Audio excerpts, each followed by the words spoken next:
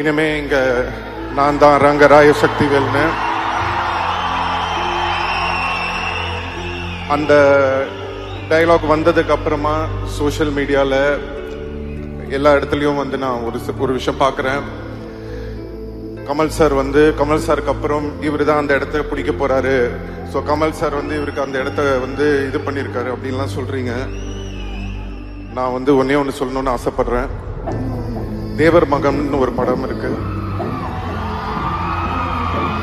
அந்த தேவர் மகன் படத்துல வந்து சிவாஜி சாரும் கமல் சாரும் நடிச்சிருப்பாங்க.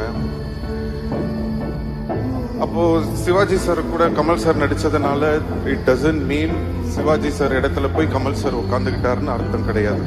ஃபர்ஸ்ட் அதை நம்ம புரிஞ்சுக்கணும்.